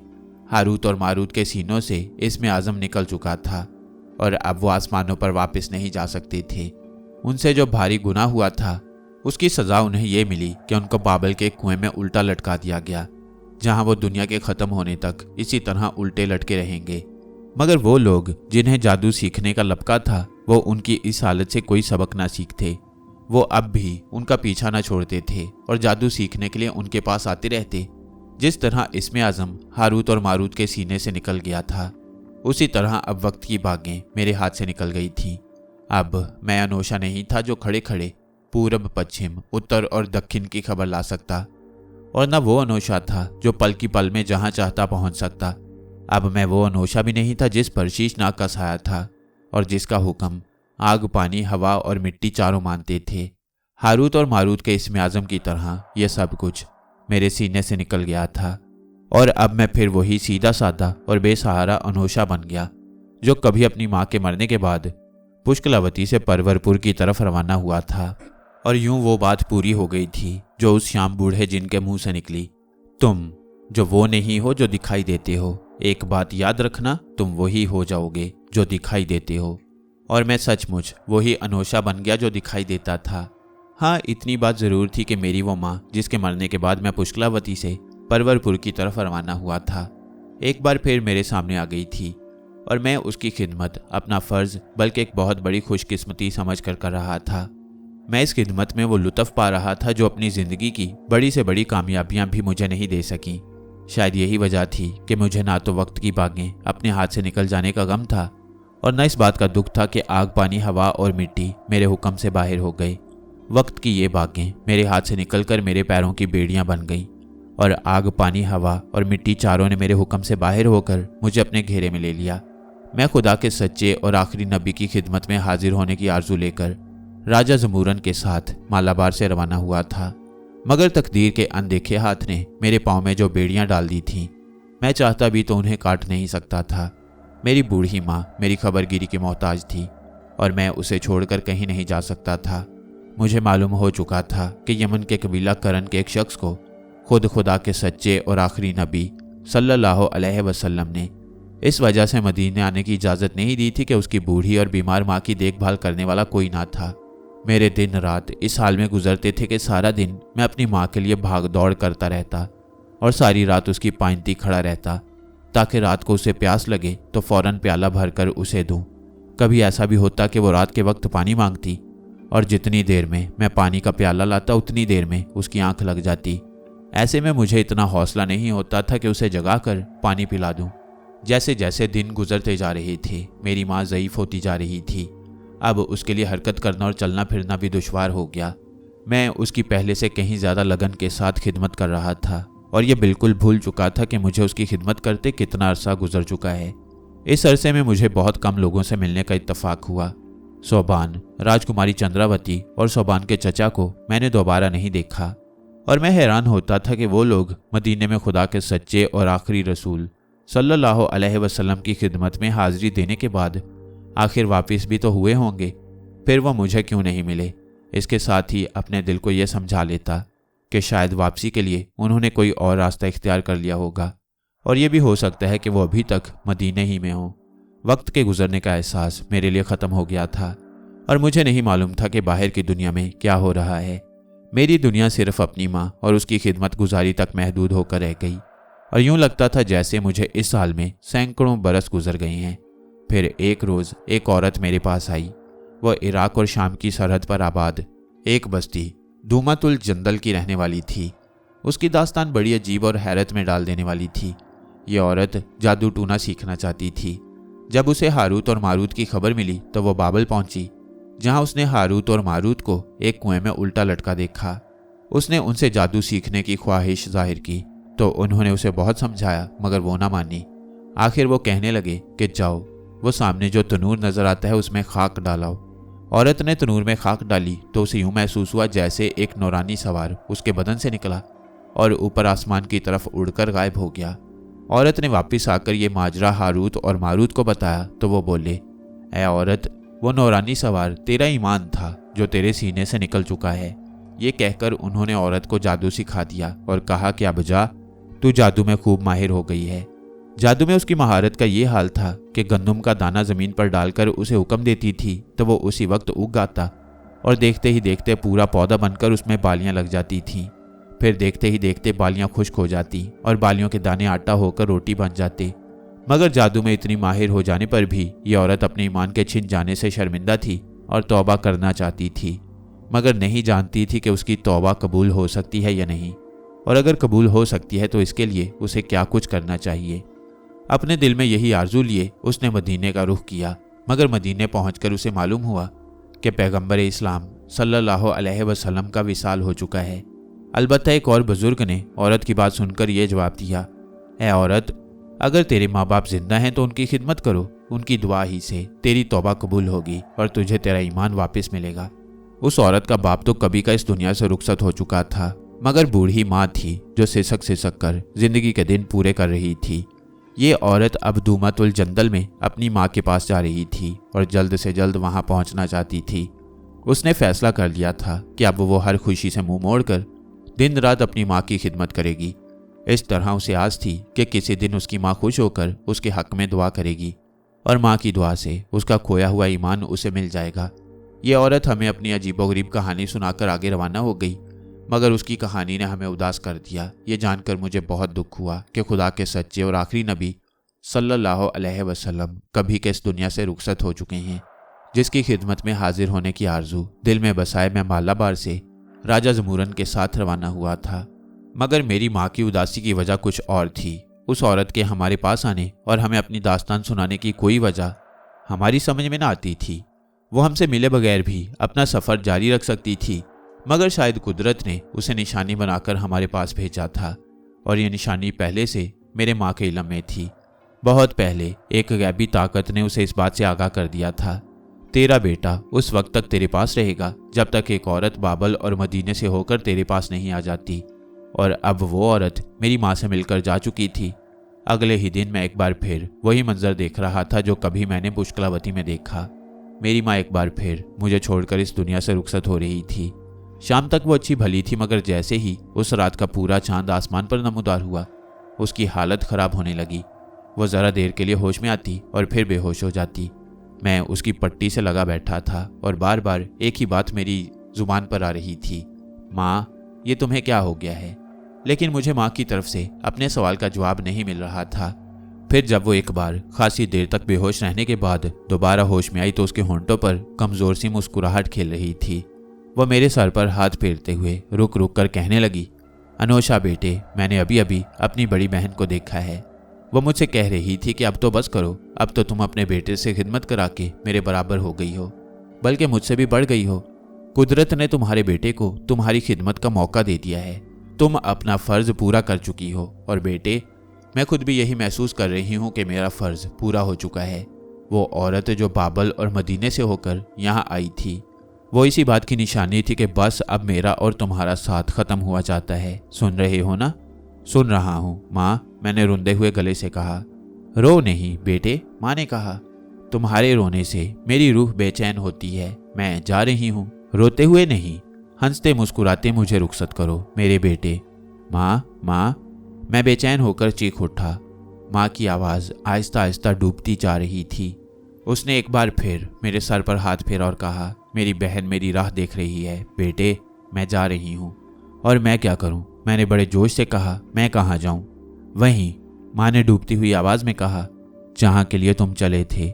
ये कहकर वो फिर बेहोश हो गई, कभी होश में ना आने के लिए। माँ, मेरे होंठों से एक चीख निकली और इसके साथ ही मेरी आंखों के सामने अंधेरा छा गया। जब मैं होश में आया तो आंखें खोलकर अपने इर्द गिर्द देखा। मैं अपने खैमे में लेटा हुआ था और मेरी माँ की लाश गायब थी। सबसे पहला ख्याल जो मेरे दिमाग में आया वो यही था कि शायद मैंने अपनी माँ की खिदमत करते हुए जो ज़िंदगी गुजारी है वो या तो ख्वाब था, या फिर वो ज़िंदगी शंकर चंडाल की मायानगर वाली ज़िंदगी की तरह थी। जिस तरह शंकर ने दरिया में गोता लगाने पर अपने आप को एक दूसरी दुनिया में पाया, उसी तरह मैंने शायद ख्वाब के आलम में अपनी माँ की खिदमत की, और जिस तरह शंकर ने एक पूरी जिंदगी गुजारने के बाद फिर अपने आप को दरिया में पाया, उसी तरह मैंने भी एक तवील अरसे तक अपनी माँ की खिदमत करने के बाद अपने आप को अपने खैमे में पाया। अगर बात यही थी तो इसका मतलब ये था कि अब भी वक्त नहीं गया था। मैं मदीने पहुंचकर खुदा के सच्चे और आखिरी नबी की खिदमत में हाजिरी दे सकता था। ये सोचकर मैं अपने खैमे से बाहर आ गया। मेरा ख्याल था कि वहाँ सोबान, चंद्रावती और दूसरे लोगों के खैमे बदस्तूर लगे होंगे, मगर वहाँ मेरे अपने खैमे के सिवा और कोई खैमा ना था। मैं सोचने लगा कि अगर मेरी वो जिंदगी महज एक ख्वाब थी तो सोबान, चंद्रावती और दूसरे लोगों के खैमे क्या हुए, और अगर सचमुच मैंने अपनी माँ की खिदमत की है तो माँ की लाश कहाँ गई, या मेरी ये जिंदगी ऐसी थी कि इसमें मेरा एक कदम ख्वाब और दूसरा हकीकत की दुनिया में रहा है। मेरा ज़हन इस बारे में सोचने समझने से कासिर था। चुनाचे इस हालत में मैंने वही फैसला किया जो मुझे करना चाहिए था। मैं मदीने की तरफ रवाना हो गया कि मेरी मंजिल वही थी और मेरी माँ ने मुझे वहीं जाने का हुक्म दिया था जहाँ के लिए मैं चला था। मैं अभी मदीने से कुछ फासले पर था कि मुझे मालूम हुआ कि धूमातुल जंदल की औरत ने हमें जो बात बताई थी वो गलत नहीं थी। खुदा के सच्चे और आखिरी नबी को इस दुनिया से रुखसत हुए कितने ही बरस हो चुके थे। मैं अपनी इस बदनसीबी पर फूट फूट कर रोया कि अपनी तमाम कोशिश के बावजूद आप सल्लल्लाहु अलैहि वसल्लम की खिदमत में हाजिरी की सआदत से महरूम रहा। मगर ऐन उस वक्त जबकि मैं रो रहा था, मेरे अंदर से एक आवाज़ आई, अनोशा, इस दुनिया में ख्वाहिश और कोशिश हर इंसान करता है, मगर उसे मिलता वही है जो उसके नसीब में होता है। तू ज़रा सोच तो सही, खुदा के उन सच्चे और आखिरी नबी की सदाकत की गवाही तो तेरे सारंग बाबा ने भी दी, मगर उनका आखिरी वक्त धारा नगर ही में आ गया। खुदा के सच्चे और आखिरी नबी की खिदमत में हाजिर होने का अरमान लेकर ही तो राजा ज़मूरन मालाबार से रवाना हुआ, मगर यमन के साहिल ही पर मौत ने उसे अपनी आगोश में ले लिया। तू तो फिर भी खुशकिस्मत है कि यहाँ तक आ पहुँचा, वरना कितने ही बदकिस्मत ऐसे हैं जिन्हें सब कुछ होते साथे मदीने की एक झलक देखना भी नसीब नहीं होती। अपने अंदर से उभरी हुई ये आवाज़ सुनते ही मैंने आंसू पहुँच डाले। मैं इतना तो पहले ही जान गया था कि मेरे हक में बूढ़े जिनका कहा हुआ हरफ हरफ पूरा हुआ है। मुझे ये भी मालूम हो गया था कि अब न वक्त की बागें मेरे हाथ में हैं और न आग, पानी, हवा और मिट्टी पर मेरा हुक्म चलता है। सारंग बाबा ने ख्वाब में आकर जो बात कही थी वो पूरी होकर रही थी, मगर इसके बावजूद मैं यकीन से नहीं कह सकता कि इस सज़ा के तौर पर मैंने अपनी माँ की खिदमत में जो ज़िंदगी गुजारी थी वो ख्वाब की ज़िंदगी थी या हकीकत की ज़िंदगी। मगर अब मैंने इस उलझन को अपने जहन से झटक दिया। मेरी वो ज़िंदगी ख्वाब थी या हकीकत, इससे कोई फ़र्क नहीं पड़ता। मदीने की रोशनी मेरे सामने थी। यही वो रोशनी थी जिसकी तलाश में सारंग बाबा और मैं तवील मुद्दत तक ना जाने कहाँ कहाँ भटकते रहे। यही वो रोशनी थी जिसकी खातिर राजा ज़मूरन मालाबार के राजपाट से हाथ उठाकर शामिल द्वीप की तरफ रवाना हुआ। सारंग बाबा धारा नगर ही में रह गई। राजा ज़मूरन को यमन के साहिल पर मौत ने आ लिया और मैं भी अपनी एक गलती के सबब रास्ते में अटक गया, और खुदा के सच्चे और आखिरी नबी मेरे पहुंचने से कई बरस पहले इस दुनिया से रुखसत हो गए। मगर आप सल्लल्लाहु अलैहि वसल्लम रुखसत हो गए थे तो क्या हुआ? आप सल्लल्लाहु अलैहि वसल्लम की फैलाई हुई रोशनी तो मौजूद थी। आप सल्लल्लाहु अलैहि वसल्लम का लाया हुआ पैगाम तो दुनिया को उजाला बख्श रहा था। आप सल्लल्लाहु अलैहि वसल्लम की लाई हुई हदायत तो तारीक दिलों को ईमान के नूर से जगमगा रही थी। आप सल्लल्लाहु अलैहि वसल्लम तो कुल जहानों के लिए हदायत और रहमत बनकर आए। आप सल्लल्लाहु अलैहि वसल्लम इस दुनिया से जा चुके थे, मगर दुनिया वाले अपनी अपनी हिम्मत और तौफीक के मुताबिक रहमत, हदायत और ईमान की इस दौलत से झोलियां भर भर के अपनी बिगड़ी बना रहे थे, सोए हुए नसीब जगा रहे थे। इस लिहाज से मैं देर ही से सही मगर मंजिल पर तो आ पहुंचा। मैं खुशकिस्मत था और मेरी ये खुश नसीबी बहुत बड़ी खुश नसीबी थी, और ये मेरी खुश नसीबी ही का कमाल था कि मैंने रहमत और हदायत की उस दौलत से अपनी झोली भर ली। जब कुछ अरसे बाद मैं मालाबार की तरफ वापस रवाना हुआ तो मैं अनोशा से अब्दुल्ला बन चुका था। मेरा सीना ना सिर्फ ईमान की रोशनी से जगमगा उठा था, बल्कि खुदा का वह मुकद्दस और पाकीज़ा कलाम भी जो उसने अपने सच्चे और आखिरी नबी पर उतारा था मेरे सीने में महफूज हो गया। इस्लाम, ईमान और कुरान की वो नेमत मुझे मुयस्सर आ गई जिसके सामने दुनिया की सारी नेमतें और दौलतें हीच हैं। ये ज़िंदगी मेरी एक नई ज़िंदगी थी। पहले मैं तारीकी में था, अब रोशनी में आ गया। पहले मैं गुमराही के अंधेरों में भटक रहा था, अब हदायत के उजालों में आ गया। पहले मैं शीशनाग और तक्षकनाग के साए में था, मगर अब खुदा की हदायत और उसके नबी की रहमत मुझ पर अपना साया किए हुए थी। पहले मैंने शीश, तक्षक और वासुकी की मूर्तियों के सामने सर झुकाया, मगर अब मेरा सर सिर्फ अपने पैदा करने वाले खुदा के हजूर झुकता। अब मैं वो अनोशा नहीं था जिसकी जिंदगी नागों से खेलते गुजरी, जिसका एक कदम इंसानों की दुनिया में था और दूसरा नागों की दुनिया में। और अक्सर ये दोनों दुनियाएं यूं गुडमुड हो जाती थीं कि यकीन से नहीं कहा जा सकता कि इंसानों की दुनिया कौन सी है और नागों की दुनिया कौन सी। ये सब बहुत पीछे रह गया था और मेरे लिए एक भूली बिसरी कहानी बन चुका था। मेरी नई कहानी में अंधेरे में रेंगने वाले उन नागों के लिए अब कोई जगह नहीं रही थी। अब मैं वो अनोशा भी नहीं था जिसने सुनहरी नाग का मन दूध में घोल कर पी लिया, जिसने केसर नाग का आधा जिस्म खाकर पुरस्कार ताकत हासिल कर ली और जिसने शायर भोगमती के नागसीन के जोगी भाई की लाश से मुकाबला करके उस लाश की जुबान हासिल की। मैं वो अनोशा भी नहीं था जिसने सिकंदर बादशाह के दरबार में 5 खौफनाक सुपेरों के साथ मुकाबला किया, जिसने दर बदर फिरते हुए नौजवान चंद्रगुप्त को आन की आन में सिकंदर के सामने से उठाकर जेहलम के पार पहुंचा दिया, जिसने चंद्रगुप्त को पाटलिपुत्र का तख्त हासिल करने में मदद दी, जिसने चंद्रगुप्त ही नहीं उसके पोते अशोक और दूसरे कितने ही राजाओं की मुश्किलें आसान की, जिसके सामने बड़े बड़े राजाओं ने सर झुकाया, जिसके आगे बड़े बड़े बलवानों ने कान पकड़े और माथा रगड़ा, जिसने बहुत कुछ किया और बहुत कुछ करके दिखाया। मगर अब वो इस सब कुछ को अपने दामन से गर्द की तरह झटक कर अनोशा से अब्दुल्ला बन चुका था। मैंने मालाबार का दोबारा रुख इसलिए किया था कि राजा ज़मूरन ने मरते वक्त मुझे जो हुक्म दिया था उसकी तामील कर सकूं। अपने आखिरी वक्त में राजा ने मुझसे कहा था, तुम्हारे लिए मेरा एक ही हुक्म है अनोशा जी, हो सके तो मालाबार जाना और मेरे लोगों को यह पैगाम देना कि वो खुदा के सच्चे नबी पर ईमान लाएं कि इसी में उनकी भलाई है। राजा ज़मूरन के मरने की खबर मालाबार के लोगों को पहले ही मिल चुकी थी। ईमान की दौलत से मालामाल होने के बाद सोबान और चंद्रावती मियाँ बीवी की हैसियत से मालाबार से होते हुए सरांदीप गए थे। उन्हीं की जुबानी लोगों को ये बात मालूम हुई थी कि उनका राजा, जो राजपाट से हाथ उठाकर सच्चे नबी की हदायत में हाजिर होने की नीयत से अरब देश की तरफ रवाना हुआ था, यमन के साहिल ही पर मौत की आगोश में पहुंच गया और मरते वक्त उसने जो हुक्म दिया था उसे बजा लाने के लिए मैं मालाबार आया था। खुदा की शान देखिए कि जब मैंने मालाबार के लोगों को हदायत और भलाई के इस रास्ते के बारे में बताया तो सबसे पहले इस हदायत को कबूल करने वाले कामरूप के बिगड़े राजकुमार के वो 8 साथी थे जो कदिंगा नूर ही में थे। उन्होंने राजकुमार चतुरसेन का साथ देते हुए समुद्री डाकुओं के साथ हमारे जहाज पर हमला किया और इस हमले में चतुरसेन अपने इंजाम को पहुंचा तो उसके उन साथियों को मालाबार की तरफ जाने वाले एक जहाज में वापस भिजवा दिया गया ताकि उनका जी चाहे तो कामरूप चले जाएं और उनके जरिए कामरूप के राजा अगरचीन को इतना तो मालूम हो सके कि उसके बिगड़े हुए लक्षणों वाले लाडले राजकुमार चतुरसेन पर क्या कुछ बीती। मगर उनमें से कोई भी कामरूप वापस नहीं गया, वो वहीं कदिंगा नूर में टिक गए थे और चतुरसेन के साथियों की हैसियत से उन्होंने जो बुरी शोहरत कमाई थी उसके दागों को अपने दामन से धोने की कोशिश कर रहे थे।